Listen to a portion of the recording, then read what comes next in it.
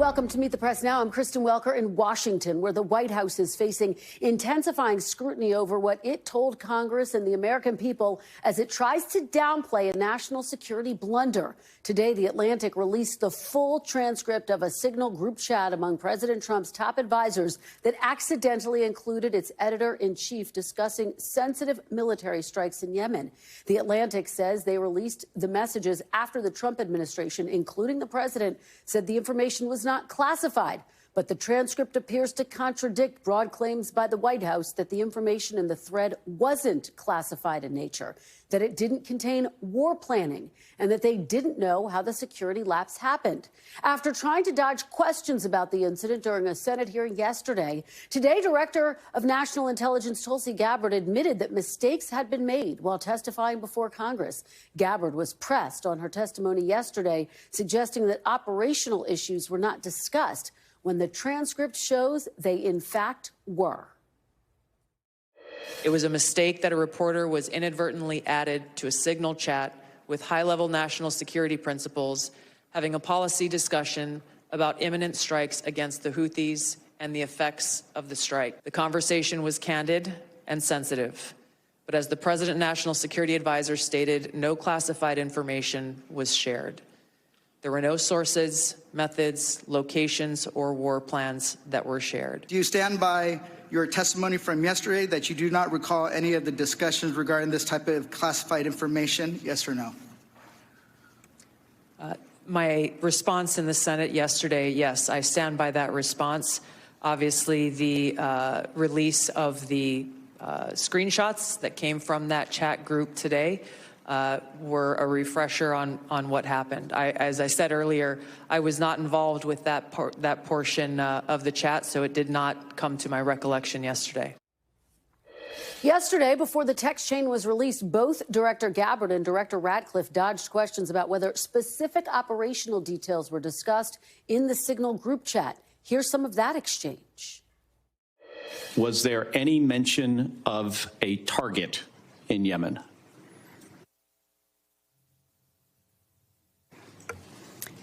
I don't remember mention of specific targets. Was there any mention, Ms. Gabbard, of a weapon or weapons system? I don't recall specific weapons systems being named. How about anything about timing, Ms. Gabbard? I don't recall specific timing. Any mention of any military unit whatsoever? Mr. Ratcliffe? Not that I recall. Ms. Gabbard? Not that I recall. Now, the texts released by The Atlantic today contradict those statements. Although the texts do not contain details about specific targets, you can see Secretary of Defense Hegseth telling the group that, quote, in a team update, quote, the weather is favorable, just confirmed with CENTCOM. We are a go for mission launch, and going on to list specific weapon systems being used for that military operation, even calling out details in all caps like this is when the first bombs will definitely drop. The administration, meanwhile, continues to try to discredit The Atlantic's reporting, claiming these details are not, quote, war plans, as The Atlantic first characterized them. But the text transcript also undercuts the White House's claims that this information wasn't classified in nature, according to security experts and some Republicans on Capitol Hill. Congressman Don Bacon telling NBC News, quote, the White House is in denial that this was not classified or sensitive data. They should just own up to it and preserve credibility. And the top Republican on the Senate Armed Services Committee says he believes the information in the Signal chat should have been classified and that there should be a review by the Inspector General. Joining me now is NBC's Kelly O'Donnell, senior White House correspondent, Courtney Kube, of course, at the Pentagon. Thanks so much to both of you. I know you've been reporting around the clock on this. Kelly, let me start with you. The Atlantic releasing the full messages from that group chat in an extraordinary disclosure this morning. What are your sources inside the White House saying about this latest twist? Well, there's been a lot of pushback from the White House attacking the reporter and the publication. and trying to discredit the work. At the same time, now that the account of what happened on this chat is there for the public to see, and the Atlantic says they have produced all of the content and have only redacted the name of a CIA officer who works with Director Ratcliffe for that person's privacy under the kind of work they do. The fierceness of the pushback from the administration has focused a lot on how we describe what was in that, war plans or attack plans. And some of that may have a very everyman description and a very different one if you're in the Pentagon and you're a part of the specific plans. What many people take away from this is there was a lot of sensitive information that was disclosed using this Signal chat app and a conversation in advance of when the strikes took place. The administration is saying that this was not classified and that nothing improper was done, except they acknowledge that the reporter should not have been admitted to the text conversation, and they say they are looking into that further. So part of what we're seeing here is the White House also trying to redirect attention to their argument that this was a successful mission that accomplished the military objectives, and that should be the focus and not this conversation that they argue did not do any harm to those who were in the theater of warfare and could have been at risk. So it's been a fight about the wording, it's been a fight about the level of classification, and it's been a fight about how this came to light. Kristen? And Kelly, we know that the National Security Council said it's looking into this. What is the latest on the investigation? Well, we don't have specifics coming out of them yet. It is worth noting that this is the same entity that was kind of a party to the conversation. Mike Waltz is the head of the National Security Council in the sense he's the president's national security advisor. He and others had some of their close aides involved in the conversation as well to be points of contact for the principals here. And so in many cases, it's unusual to have those who were involved do the investigation, although they can certainly review it. Today, the FBI director would not say publicly if the FBI would be taking a further look, as there are calls for resignations from some Democrats in Congress and some questions from Republicans as well, who have largely defended the administration on this, but have also expressed some concern about how this happened and not wanting to see it happen again. Yeah, and Kelly, before I get to court, some Democratic lawmakers are now calling on Secretary Hegseth to resign. Is it your understanding that the president still has confidence in his defense secretary? That's what the press secretary has said. The president is currently in the Oval Office speaking to reporters on other matters, so we may learn any updates from that. But so far, there has been a public support of the secretary. The president did specifically say Mike Waltz is doing a good job on the Secretary of Defense. We certainly heard affirmations from the press secretary today in the briefing about him doing the job and staying in that position. That is always a tenuous thing when there is a controversy. It may be too soon to determine if there will be anyone who steps aside or is fired or any kind of disciplinary action. Nothing has been forecast yet from the administration for us to expect that at this time. Yeah, we will monitor what the president says very closely in the Oval Office. Kelly O'Donnell, thank you so much for that. Courtney, let me head over to you. There's been a lot of back and forth over whether the information that was contained in that text exchange was, in fact, classified. The White House says it wasn't. The Defense Department says it wasn't. The Defense Secretary. Give us the latest on that. What do people need to know about the information that was in the text exchange? Yeah, so look, the Department of Defense and specifically the Secretary of Defense have the authority to classify or declassify information, but there are very specific policies that are set in place about what information is or is not classified and what level of classification. In the case of the text messages that Secretary Hegseth allegedly sent, according to the Atlantic article, those are specific details of military operational planning. Now, according to DoD policy, that would fall in the necessary to be classified at least a secret level. It could go higher depending on if there were specific cyber operations, if there were human intelligence, if there were human high-value targets. It could even go to a TS level, so a higher level of classification, but it really depends on the individual situation. No matter what, I have never been aware of a time where there is an impending operation, something that is coming up that is gotten, as the Secretary said, they have the go-ahead to move forward with the operation, and the information about specific assets being moved and bombs being dropped, that is declassified. I'm never aware of that. But as you said, Kristen, administration officials, including Secretary Hegseth, have been standing firm in their denial that any classified information was released. Just today, we heard again from Secretary Hegseth before he took off from Hawaii. Here's what he had to say. Nobody's texting war plans. Well, I noticed this morning, out came something that doesn't look like war plans. And as a matter of fact, they even changed the title to attack plans because they know it's not war plans. There's no units, no locations, no routes, no flight paths, no sources, no methods, no classified information. At the top of that, everybody's seen it now. Team update is to provide updates in real time. General updates in real time, keep everybody informed. That's what I did. Yeah, Kristen, I mean, no units involved, but it does include the exact time that manned F-18s are taking off, clearly from the USS Harry S. Truman, an aircraft carrier that is known to have been taking part in these strikes and has been defending against potential Houthi attacks in recent weeks. So the reality is, putting those sailors on that ship and the pilots of those manned aircraft, putting specific information about when they would be moving and when they would be dropping bombs, as he said, has the potential to put those men and women's lives at risk. And I do think, Courtney, it's so important that you include that broader context, because there's a lot of semantics, and I think it gets confusing for folks. But your final point, I think, is a key one for a lot of the people who are concerned about this breach. Thank you so much for your fantastic reporting, as always, Courtney Kube. Joining me now is Virginia Democratic Senator Mark Warner. He is the vice chair of the Senate Intelligence Committee, and questioned John Ratcliffe and Tulsi Gabbard about the Signal chat chain yesterday. Thank you so much for joining me, Chairman Warner. Really appreciate it. Thank you. So I just want to start with where Courtney left off. There's this big debate over whether the information in the text chain was in fact classified. I know you've gotten this question before, but for our audience, Senator, now that you have the full text chain, do you believe that the information contained in it can be qualified as classified? Absolutely.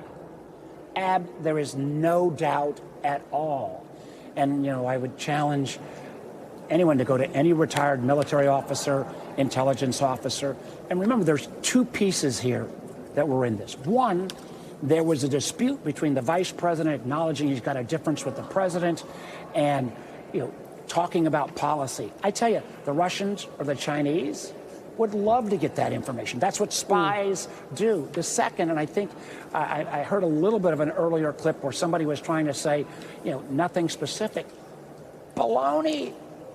If you are launching information about when an attack is going to take place, don't insult the intelligence of the American people to somehow say that's okay. I mean, anybody that makes that claim, if that was Hegseth that said that, and I think he should be fired, I'd like him to pick up the phone and call the parents of the sailors on the USS Truman who departed from Norfolk, Virginia, who's over there, and their sons and daughters who are flying some of those flights. If the Houthis had had this information and could have deployed their defensive capabilities, and they have substantial defensive capabilities, lives could have been lost. And for anyone to insult any of us enough to say, oh, no harm, no foul here, is frankly, I didn't think this administration could shock me, but they're still shocking me. Well, and speaking of some of the responses that you've gotten, you said you actually believe that Directors Gabbard and Ratcliffe lied to your committee yesterday when they said nothing was classified. President Trump, Secretary Hegseth, National Security Advisor Waltz are all saying nothing was classified. Would you go so far as to say that they are all lying? I'm saying there is no question in my mind or anyone who's served on any intelligence committee that this was not classified information. These are the things that we are learned on your first day on the committee. These are the things that I can, let's put it like this. If this had been a traditional military officer or a CIA case officer, field officer, and they did this, they'd be fired. No ands, ifs, or buts. We can argue we overclassify too many things, but these are the rules. And frankly, you're never going to be in a situation where the timing of an attack, if it comes out ahead of time, it just boggles the mind that anyone would say, hey, no problem here, no foul here. I mean, this is, again, goes to the arrogance of this crowd. If they would at least acknowledge this is a total screw-up, this is a fiasco, and we're going to do better. But I don't know if they'll do better, because this is not the first time.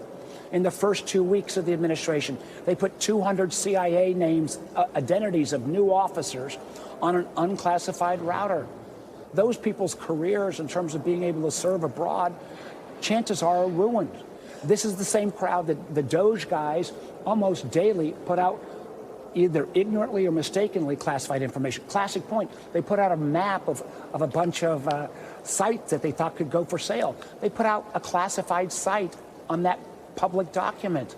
These guys have so little respect for the security and how information needs to be guarded. And end of the day, I think that just shows disrespect for the men and women in our military and the men and women in our intelligence community. Senator, do you believe that Secretary Hegseth actually committed a crime by sharing the details about the timing? I went to law school but never practiced a day. I am not going to opine on legal issues. Do I think Secretary Hegseth should resign? Absolutely. Do I think there has to be accountability here from this administration? Absolutely. Do I think an administration that has repeated itself time and again, Director Gabbard, 11 days ago, saying, if there's any leakers, we're going to pursue them to the full extent of the law. Well, does that hold for the leadership, or does that just hold for folks on the front line and folks who are putting their lives in danger?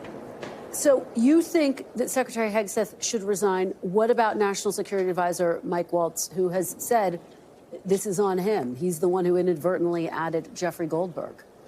If there is not a fuller explanation of how this name was on, then I believe, and I have respect for Mike Waltz, I think he should step down as well. I think we've got to show our troops, we've got to show our folks in the intel community, we've got to show the American people that we're going to keep America safe, but we also have to show our allies that this sloppy, careless treatment of classified information is not going to be tolerated, because at the end of the day, I believe, America first, but America first shouldn't be America alone. And that's where we're going to be if our allies refuse to share intelligence because they think it's going to be treated with this kind of carelessness. I do have to give you the opportunity to respond to White House Press Secretary Caroline Leavitt. She invoked your name today during the press briefing. I'm going to play a little bit of what she said. I'll let you respond on the other side. Democrat Senator Mark Warner is hysterical over the use of Signal, which is an approved decrypted app, in the killing of Houthi terrorists. But Senator Warner himself used Signal to work with a lobbyist for a Russian oligarch to connect with the disgraced Steele dossier author who started the Russia hoax, which Jeffrey Goldberg later reported on. How ironic. What's your reaction to that, Senator? Well, it's a twofold reaction. I never spoke about any classified information, and more importantly, the fact that they have copies of whatever was said on that Signal conversation proves my point. This is not a secure means of communication. I'm not surprised. This is an administration that takes responsibility for nothing, that tries to deflect and blame. That's the price of admission. But I think at the end of the day, I know what our allies are thinking, and they are astounded beyond belief that this level of sloppiness. I know what I'm hearing from military families, particularly from folks that are around the Truman. And I think what I'm hearing, we've got a lot of the intelligence community in my state and in Virginia, and to say their heads are exploding would be an understatement. I know you're saying you're not a lawyer. Would you go so far, though, as to say that Tulsi Gabbard or Radcliffe perjured themselves? It felt to me like Radcliffe was not trying to dodge and weave as much.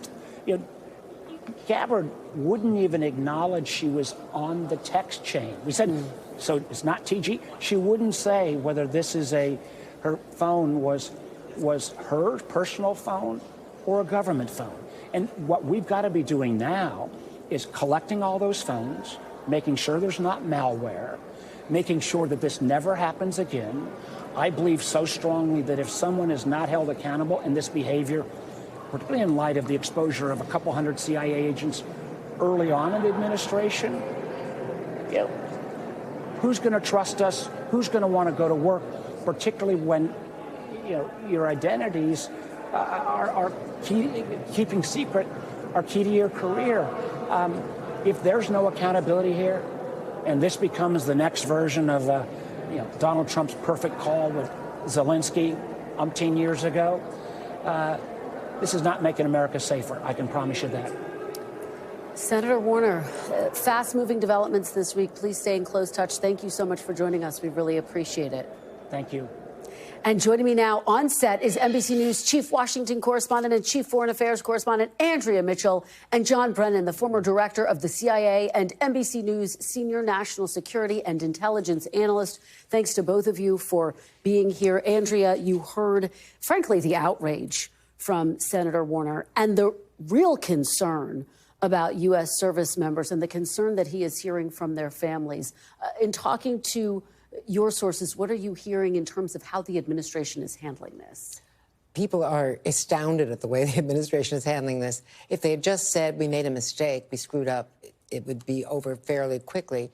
But it's the kind of dissembling or non-answers, the I don't recalls from Tulsi Gabbard in particular. Ratcliffe saying that Signal was on their devices when they inherited them, when they went into the CIA. That is contradicted by other people, that Signal's not on those devices.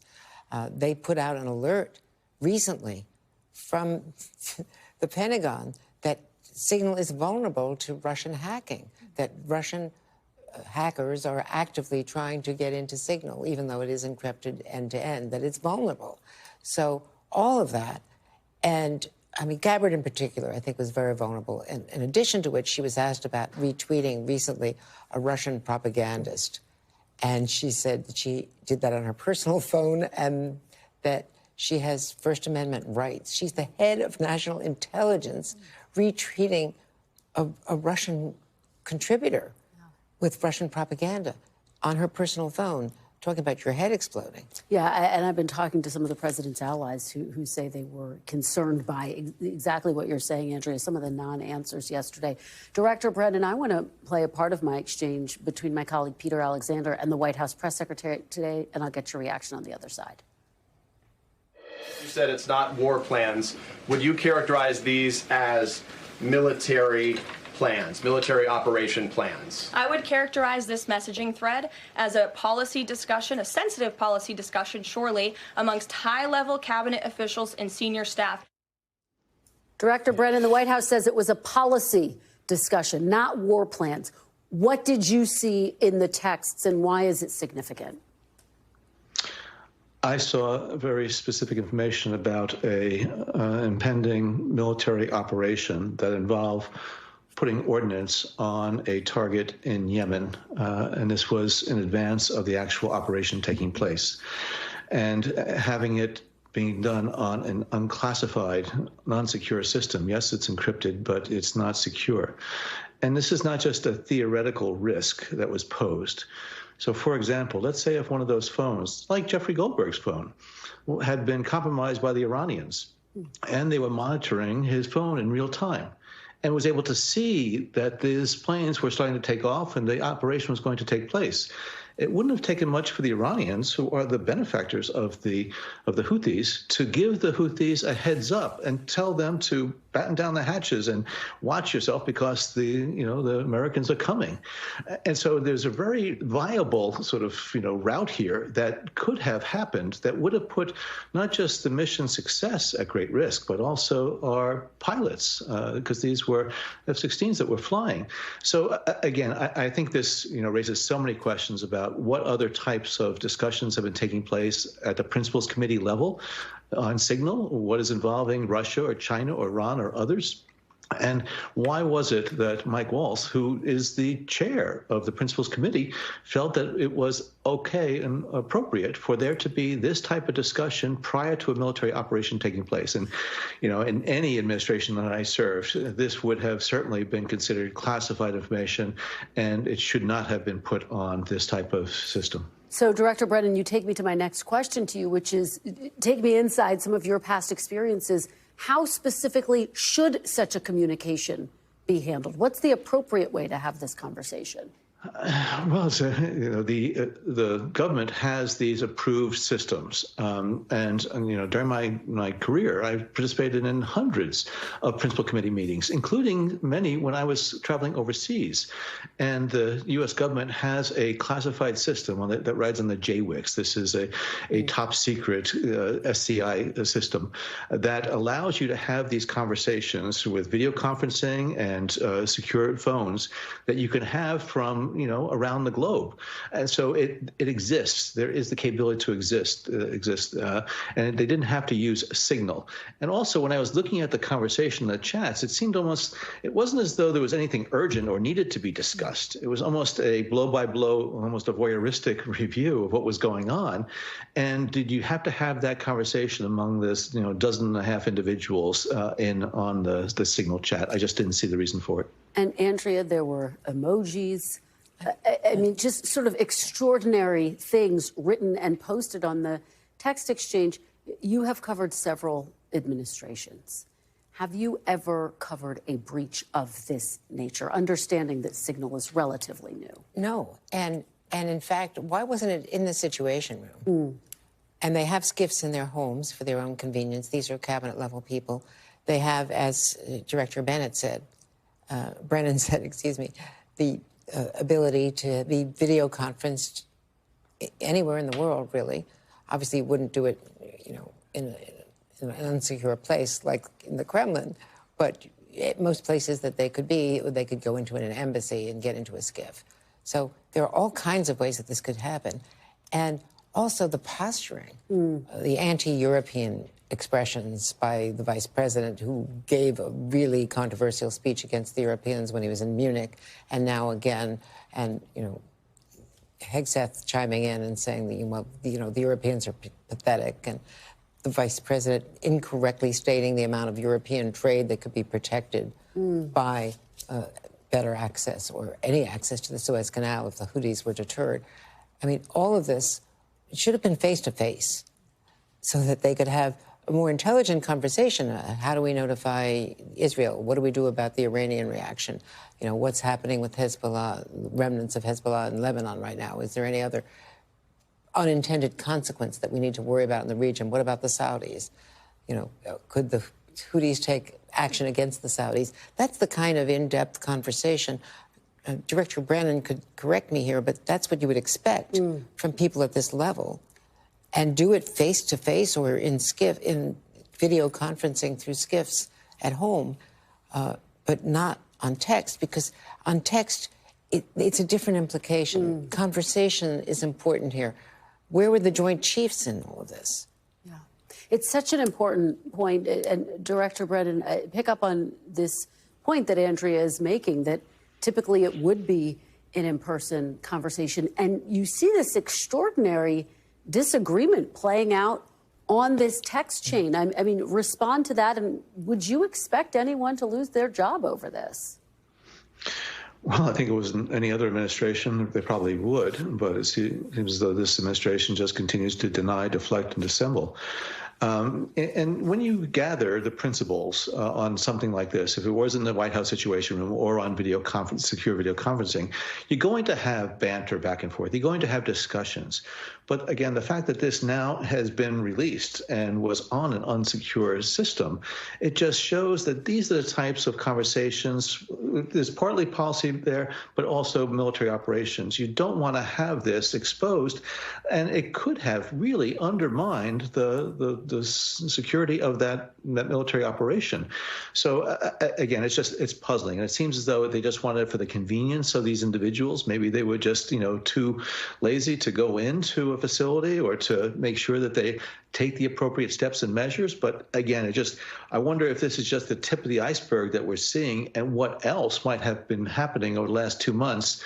That I'm glad that the Inspector General of the Department of Defense now is going to be taking a fresh look at this to see exactly what else might have been exposed, because there may be some real need for cleanup on aisle 9, 10, and 11 here, and it's not just the Yemen Houthi situation. All right. Well, we will continue to track all of it. Thank you both for helping us go more deep into this issue. We really appreciate it, John Brennan and Andrea Mitchell. Thanks for watching. Stay updated about breaking news and top stories on the NBC News app, or follow us on social media.